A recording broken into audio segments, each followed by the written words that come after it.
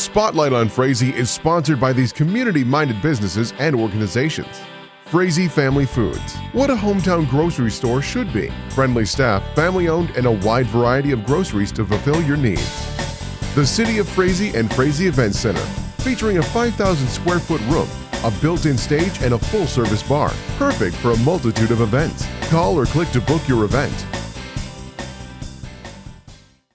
Welcome to Spotlight on Frazee. I'm your host, Hank Ludke, and I'm here at what used to be known as this old bank. And now it's the Monarch with Heather Perrin, owner, operator. So Heather, tell me why you decided to get into the restaurant business. Well, actually, my very first job was across the street over at Chuck Bingy's. Yeah. When he had the restaurant over there, my neighbor was a prep cook and he didn't like doing dishes, so he drugged me along to go. So from a young age, I've had the experience inside the restaurant industry. Throughout my life, I've worked at many other establishments. It's something that I've always liked. I've always kind of entertained, but the coffee house and our little small menu is the perfect fit for us. Well, and like I know you were talking earlier with Bob from the newspaper, about the building itself. Yeah. Being such an interesting building. The way it was, the time that it was built. This structure is so sturdy, you could put another story on top of this building and it wouldn't matter. I and my daughter looked at this. Yep.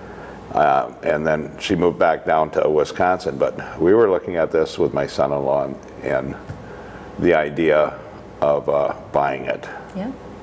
We didn't know what we were going to do with it. We just liked the building. I liked the idea of putting a tiki hut on the top of it, But it's seen a lot of changes over the years, but my goodness, it's just gorgeous in here. And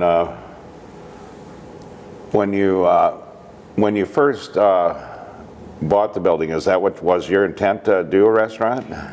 Yes, I mean we've known that we've always kind of wanted to do something like this. Our kids have expressed wanting to do something like this.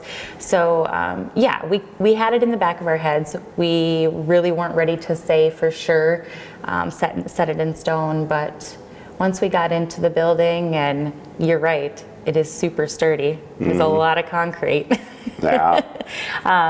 We realized it was possible to do it, to turn it into this, and we went with it. Well, and I know many years ago, Quentin and his family lived in the basement here. Yeah. At one point. And of course his dad had the house on the hill that Bricker Ware lives in now. But they lived actually in the basement here in the 40s. I would believe that. Yeah, they had it all set up. They had and it seems so strange because you go down in the basement and no windows. Yeah. It's But they lived there until they gradually moved up, Okay. But after the Depression, there wasn't a lot of money around. Right. Some people had money, but most of people didn't. And so they kind of shrunk into places where they could fit and still keep their businesses going. Yeah, absolutely. But so now you've had this now for what, 2 years? It'll be 2 years in May we've purchased it. And the work. It's been piece by piece. Like you said, we have apartments upstairs. We have Solberg Insurance on the other side of the Monarch. So it's been step by step. We redid the insurance office. We touched up little bits of the apartments upstairs, and then down here it was. This was a lot of work. Do you still have 2 apartments upstairs? We do. Okay. Yeah. Because I know the one was extremely nice, the big one. Yeah. And the view of the city. They're both beautiful. They have great views. Yeah, you've got this going on, so you have your rentals and everything, which help immensely, trying to, in these times especially. And then all the work that had been going on out here on the highway and stuff and everything else going on in town. it's like every year we have a street project, you know, that Yes. diverts somebody around the town. Yeah.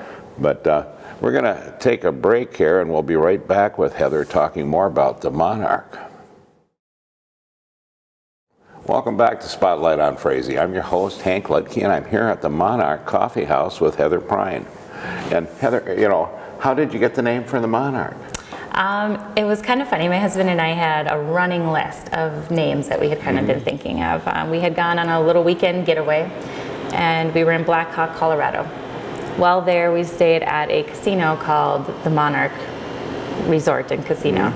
And they had a carpet that was just really cool with this design of the butterflies. And over dinner, my husband and I were talking, and I said, you know what really reminds me of the Monarch?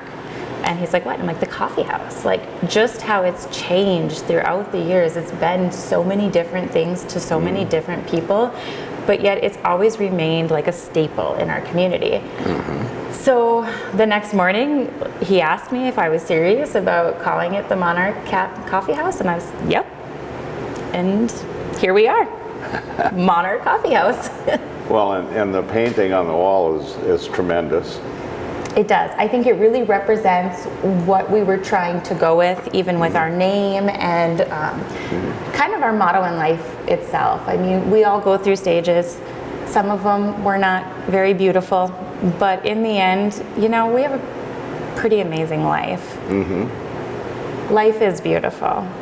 Through the ugly stages, you know, starting and developing.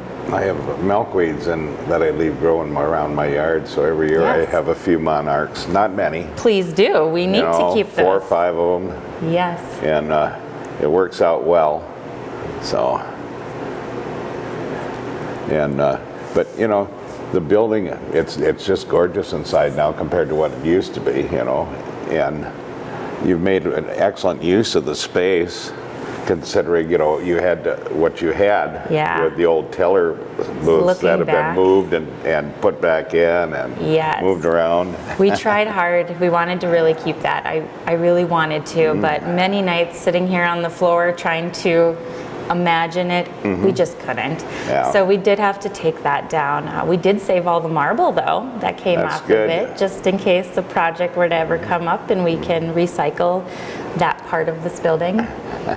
But yeah. Well, and now what are your hours now? Since you're actually opening tomorrow, and so you guys will be seeing this next week. So they're opening Friday morning, and this will be coming out Sunday. Adam?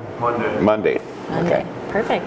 So Monday through Friday we'll be open 6:30 a.m. to 7 p.m. and then Saturday and Sunday we'll be open 8 a.m. to 2 p.m. Okay. And what is your bill of fare?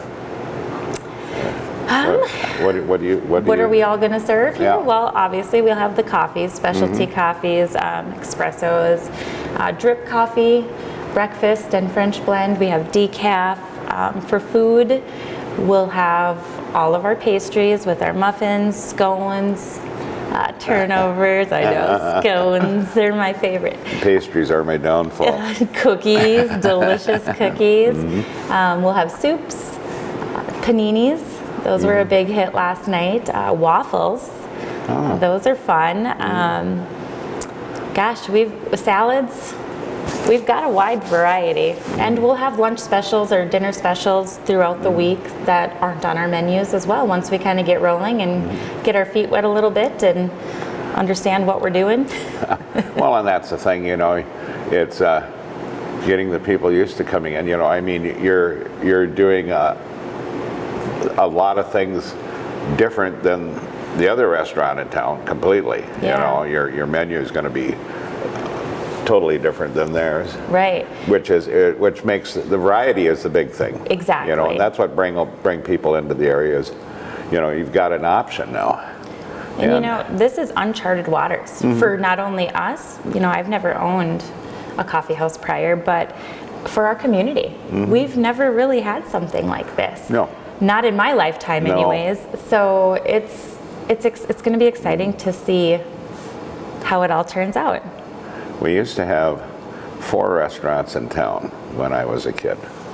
There was Sue's, which is basically the Palace now.